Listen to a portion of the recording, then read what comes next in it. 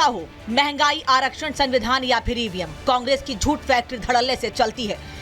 यह हमारा नहीं, बीजेपी का आरोप है, क्योंकि चुनाव बीत चुके हैं, नतीजे आ गए हैं, लेकिन राहुल गांधी हैं कि प्रचार मोड से बाहर ही नहीं निकल रहे हैं। खटाखट वादे करने वाले फटाफट हार गए, पर चिढ़ नहीं गई। हर महीने खटाखट 8,500 रुपए अंदर। जनता को बोल दिया हम आए तो 1-1 लाख रुपए देंगे। लोगों ने वोट तो दे दिया, लेकिन पैसे भी नहीं आए। लोगों ने वोट दिया तो पैसे लेने भी आ गए। कुछ दिन पहले उत्तर प्रदेश के लखनऊ में भीड़ लगी थी। अब बिहार के कैमूर में महिलाएं कांग्रेस से पैसा मांग रही हैं, लेकिन कांग्रेस देने को तैयार नहीं है। दोनों ही जगह कांग्रेस से पैसा लेने वालों की लाइन में मुस्लिम महिलाएं ज्यादा हैं। हाँ, पैसा नहीं, हल्ला की भलवा तो हम मोयाल बन जा। जनता को कांग्रेस ने ऐसा धोखा दिया है कि कहा तो 1-1 लाख देने थे, अब तो उल्टा जेब से निकालने लगे हैं।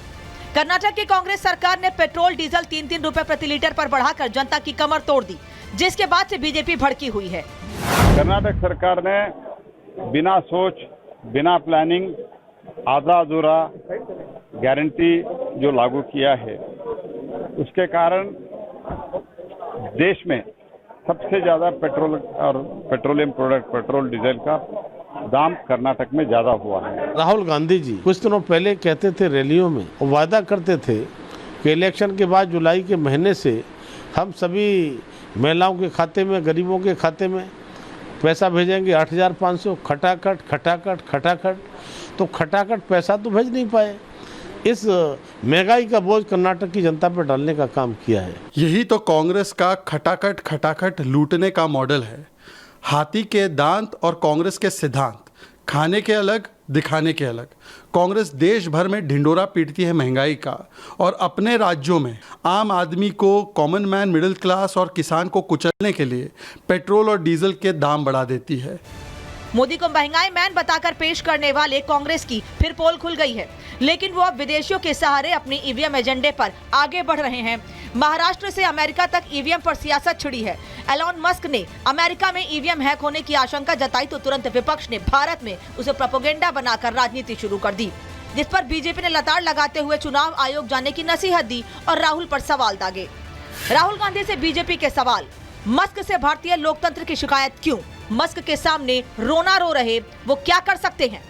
दुनिया में भारत को नीचा दिखाना कांग्रेस का डीएनए। बीजेपी का दावा है कि जनता ने लगातार तीसरी बार वंशवाद को खारिज किया, लेकिन ये समझ नहीं पाए। सवाल इस बात का है कि वो पद्धति, जिस पद्धति पर इस देश के लोगों का विश्वास उठ गया हो, उस पद्धति को बंद कर देना चाहिए। ईवीएम एक ऐसी पद्धति है जिससे विश्वास इस देश के आम नागरिक का उठ चुका है। ईवीएम की कोई हैकिंग नहीं हुई थी इस चुनाव में। दूसरी बात, अगर हैकिंग होती तो कांग्रेस को 99 सीट नहीं मिलते। अगर ईवीएम की हैकिंग होती तो अखिलेश यादव को उत्तर प्रदेश में 37 सीटें नहीं मिलती।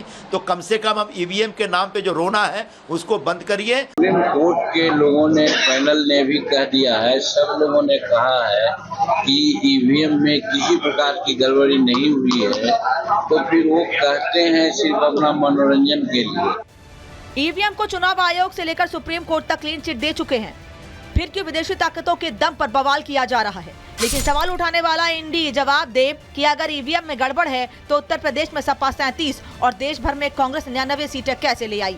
4 जून से उत्सव मनाने वाले अब क्यों ईवीएम का राग अलाप रहे हैं? Bureau report, Republic Bharat.